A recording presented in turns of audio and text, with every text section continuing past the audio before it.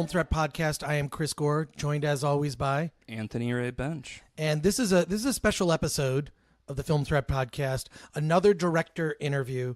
We're proud today to have on Bing Liu, director of Minding the Gap, a documentary, very personal documentary that it kind of starts off as like you think you're going to see like, oh, this is cool. We're going to see film, like a skate movie.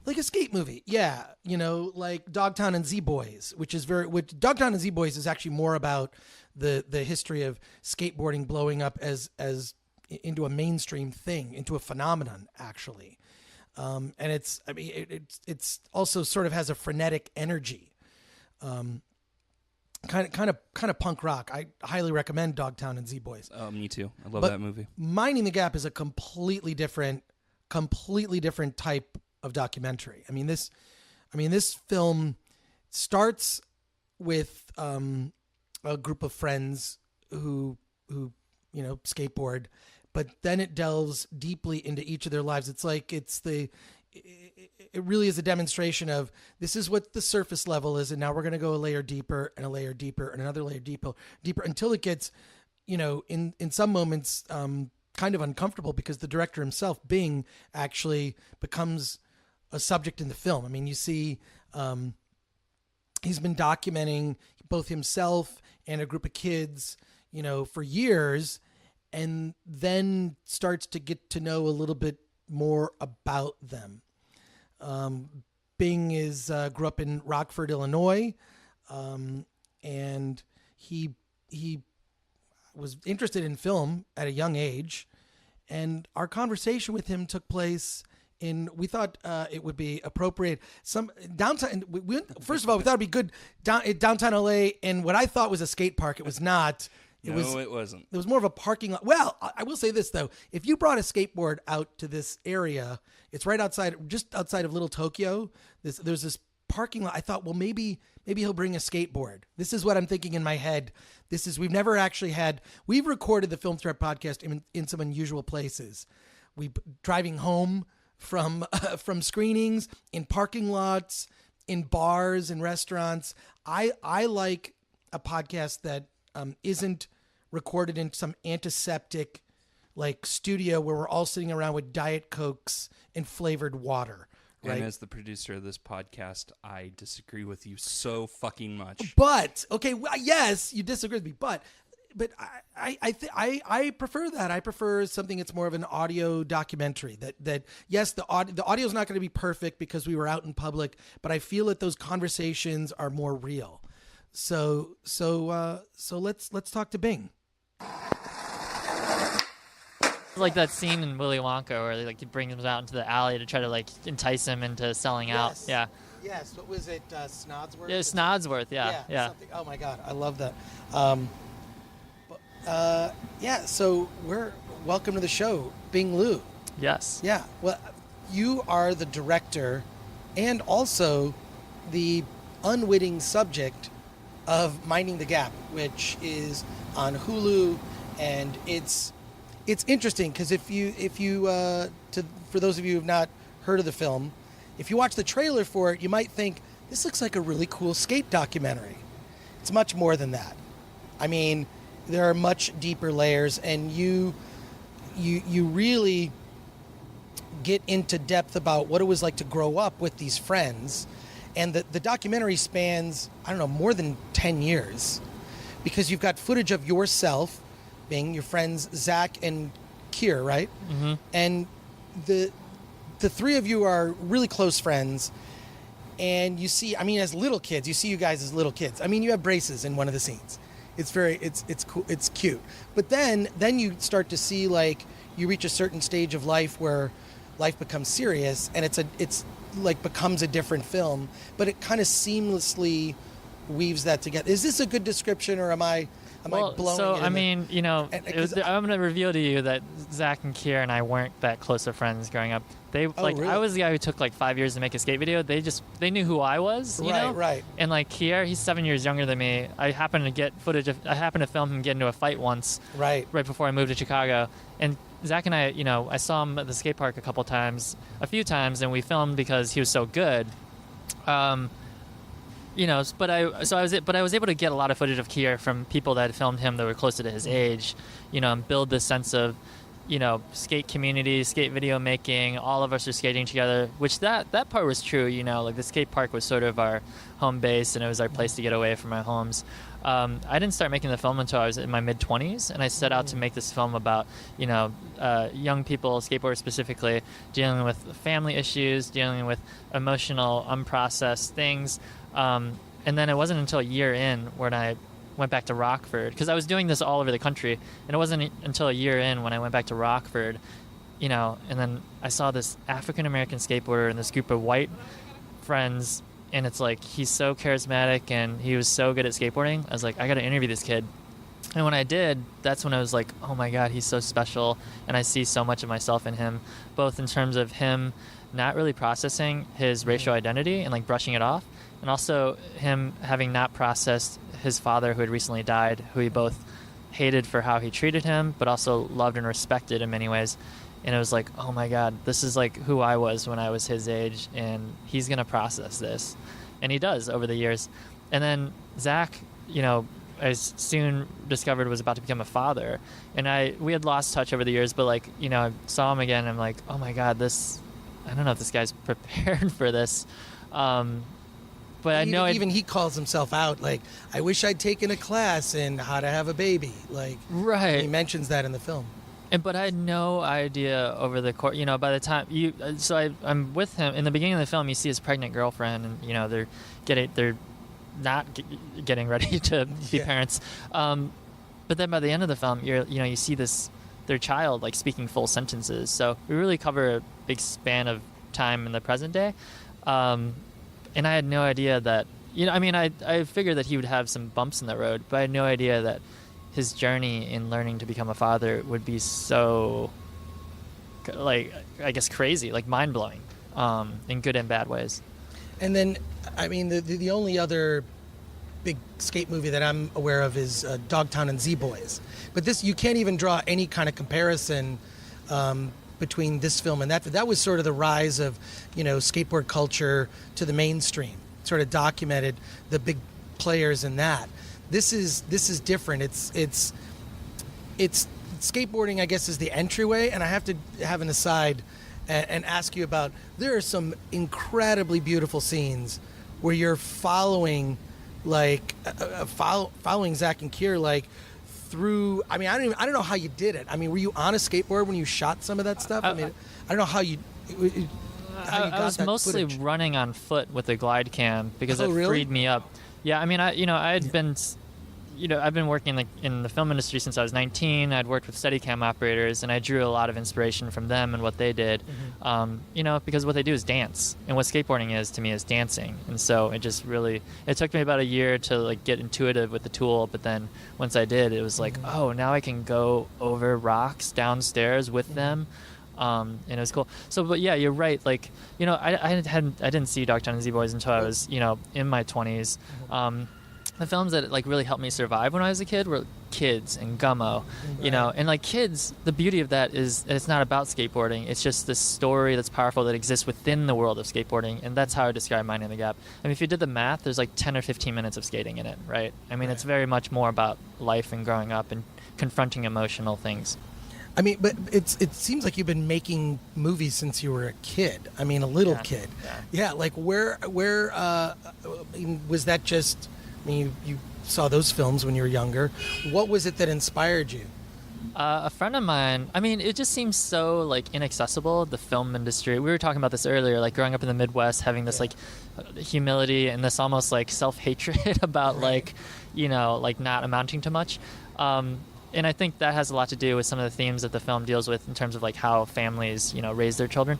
But that's a different story. So a friend of mine was like, I want to make films. So I was like, maybe I can do what I've been doing with skate videos and use it to tell stories. And so I think my first attempt at that was I was emulating a film called Slacker, Richard Linklater's film.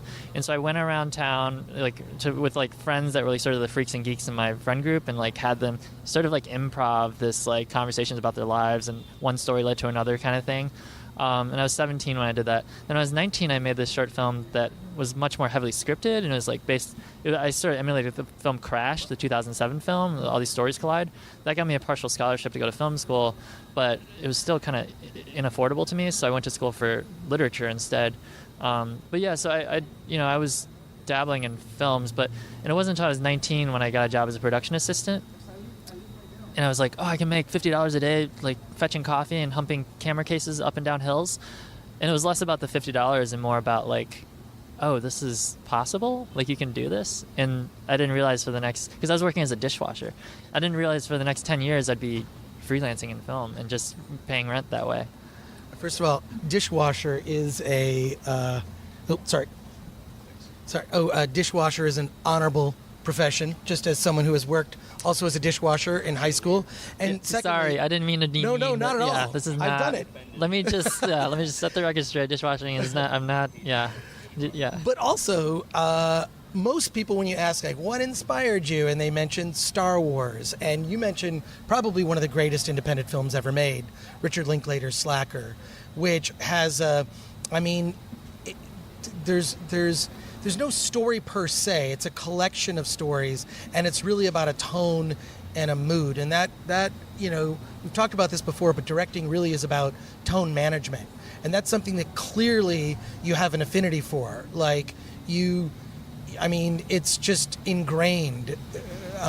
You created a tone for this documentary because at a certain point you become a subject and you start to explore your own family dysfunction, and it's heart-wrenching.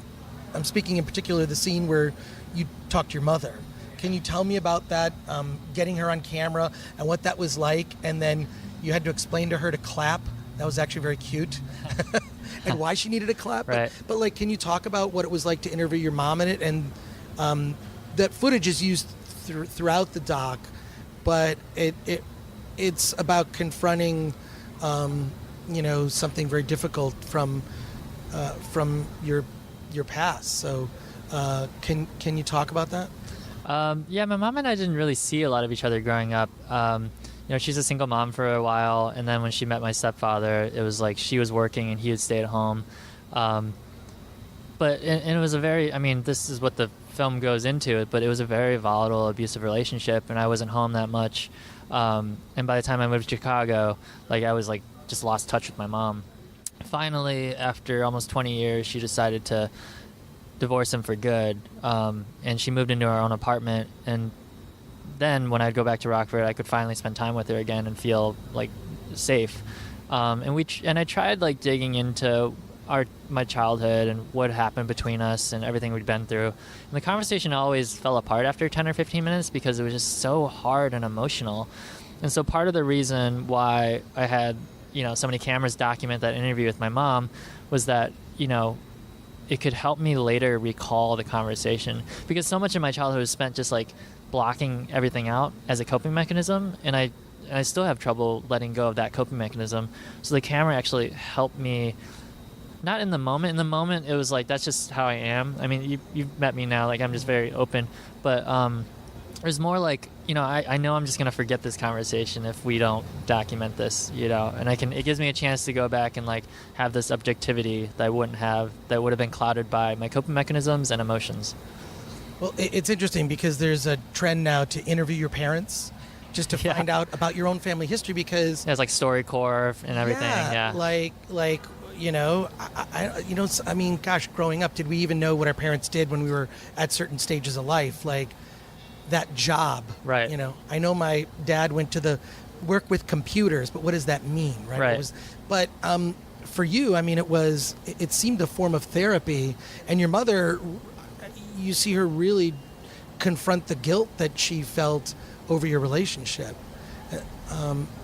Just to include all of that in a film, I think is just incredibly brave. Yeah, I didn't think of it as brave. I feel like when I was growing up, going to parties as a teenager, people would be doing beer bongs in the living room. I'd corner someone in the hallway and talk to them about their parents. I really liked helping people figure stuff out. I really also liked helping. I also really liked knowing that other people were vulnerable and maybe hurting or maybe had gone through or are experiencing something similar, it made me feel less alone and it made me feel useful. And I think Minding the Gap was an extension of just who I was becoming as a person. And you might feel this way too. Maybe this is why you like doing podcasts, is that you like sort of, engaging with people and really, not just about films, but maybe emotionally. I really was, it's just weird to me that people see it as brave. I mean, I didn't want to be in the film because I didn't want to make a personal doc. But there's this event that happens in the film where one of my characters reveals to me that, another character was being abusive. And like, that was the moment that changed everything. I had to rethink how and why I was making this film on many ethical levels. And that ultimately was that's what ultimately led me to interviewing my mom.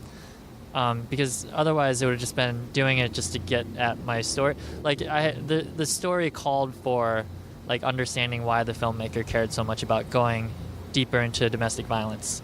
It's because the filmmaker had experienced it on such a personal level and understood how actually it's really complex, and it's not just about the question, did he hit her? The question is much deeper than that, and that's what the film tries to answer. I mean, there's so much to talk about in that, but that's the thing that I think struck me the most about the movie is once it goes a layer deeper, it continues a layer deeper. You think it's going to be, at least from the beginning, this is all going to be, we're going to see some cool stunts, right? There's some of that. It's like tricking. Right. It basically, you kind of tricked people into like, now you're going to have an emotional experience. Yeah, I think that's the way. That's in a good way. Yeah, I'm really... Yeah, I feel really good that that's like what we're doing. Because I think, especially and that was more for younger audiences. I think that was more like, well, this is how we're going to engage younger audiences. We're going to trick them. Well, I'm curious, how have audiences reacted? I mean, I know it premiered at Sundance. It's screened at South by and other festivals. How do people, when they walk in the room, they think they're going to see one movie, and they walk out and it's a completely different experience, and it's transformative in the sense that all of the characters, and yourself included, characters, these are people who they're dealing with their demons from their childhood. I mean, it's heart-wrenching. Yeah, I mean, mostly it's been exactly what I dreamed and hoped for, which is this deep connection with things that happened in their life or people they knew. Once in a while, there's sort of like responses that are a little bit off base because maybe there is like a lack of experience or personal connection with someone like the characters in the film. But yeah, I mean, it's also been like Sundance and these film festivals. It's a bubble, like right. I'm really excited for the wider release because then it's gonna come and touch, because then like all of a sudden like the 12-year-old kid who has duct tape on his shoes who's skating at the park all day, now all of a sudden he can watch it or she can watch it, and like that's where I think real impact is going to be made. I've been really surprised by young fathers like really connecting with the film, because it just like reminds, like, from the fathers who are like Zach, who like didn't really prepare, to like the people who've like read literature for 12 months, Right. Like they're both like, oh my god, like this, like being a father is so hard and difficult but also rewarding, and you have to like think about all these other things like emotional connection, and it all matters, and I feel like that's another area where impact can happen, because ultimately, like when I was a kid, to me it seemed like this naive thought, but now I'm like starting to come back around to like, well, maybe this is not so naive and I should lean into it. It's that I wanted to start making movies to try to make a difference in the world, to change the world. That's my Midwest censor in my head, like, that's naive. Now I'm really interested to know what has been the reaction from Zack, Kier, Nina. Maybe, I don't know if Elliot has seen it. Little Elliot is the son of Zack in the film, but and you see him before he's born, and then into, I don't know, his 2 or 3 years old, like talking, like it's amazing. You see this you see them grow up. But what has their reaction been to see their lives now on display? Well, we showed them the film before we released it, and I felt, both that was ethically right, but also, we didn't want them to be like on the film side, to like also be supportive of the film, and they all were. So when I showed Zach, that was probably the most nerve-wracking for me because I didn't know what he would think. But I had lots of conversations along the way, like checking in, like, how do you feel about everything we've captured? And all along the way, he was like, it's what you get is what you get, like, I don't, you're just capturing me. When we finally showed him the film, I was like, it's like, oh God, is he going to like turn to me in the middle of the film and punch me in the face? Because he's realized that, this isn't just a positive portrayal of him. This, we're going into darker parts of his life. But he didn't punch me in the face. And when credits rolled, I looked over and he was crying. It was the second time I'd ever seen him cry. And we talked for a long time, but he said like, this is you, like but the first thing he said was, you got it. Like you captured it. Yeah. And that, like Nina wanted like one clip shortened, it was like this recording of a fight. And I was like, yeah, that makes sense. We don't need to have it go on for that long. Nina was, I realized in hindsight she had, in the they end up breaking up. That's a spoiler alert. But I realized in hindsight she had compartmentalized that relationship and she hadn't really processed it. And in watching the film, she relived the relationship, not just the bad parts, but like falling in love with him again, like realizing why she fell for him in the first place. He's so charismatic, Zach is, and yeah, so we've had to sort of process that with her. Since then, she's come out to screenings and women have like opened up to her and she's realized her story is bigger than her own. Mm-hmm. And, in seeing her social media posts, like, she's a musician. So like she's been posting a lot of her like singing at the piano, and she's just, I just feel like she's finding her voice now and like finding her independence in a new way. Well, it's interesting because she mentions that, she hasn't had a chance to even find her own identity. She's been a girlfriend or a daughter, a girlfriend, a mother. And you feel like, at least it doesn't, we don't see that in the film, but you get the sense that has some awareness that, hey, I need to find out who I am, right? She's been defined by everyone surrounding her. So I feel that it's very hopeful in that sense. Yeah, I mean, it's also like such a so many women have like said that, like, yeah, they either felt like that for a long time in their life or they know someone who has felt like that. I was just talking with an 82-year-old woman on the plane coming over here, and we talked about like life, love, sexuality, marriage.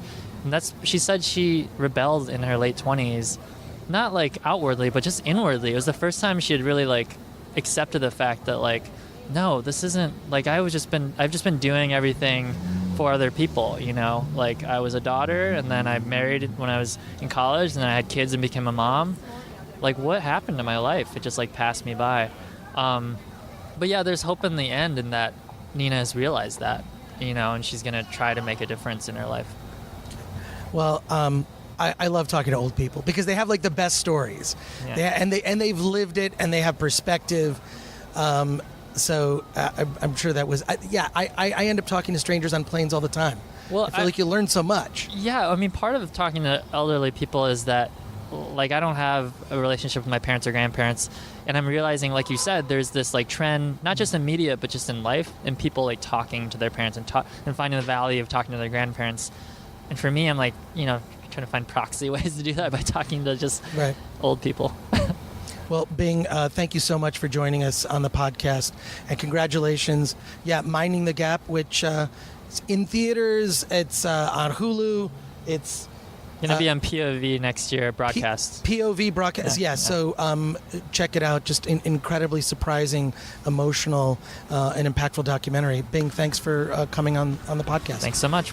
I really want to thank Bing Liu for being on the Film Threat podcast and taking some time to talk to us about the film. You can get more information. I also want to thank Emily McDonald, who helped set that up. She's been a great supporter of the show. Emily's awesome. Yeah. So you can get more info at mindingthegapfilm.com. You can also follow the film at Minding Gap Film It's playing on Hulu and also some special screenings around the country. So absolutely, please take the time, check out that film. You can also follow me, Chris Gore, at that Chris Gore, and Film Threat on everything. Film Threat on Instagram, Film Threat on Twitter, filmthreat.com, where you should be reading all your film reviews. Anthony, where can we find you?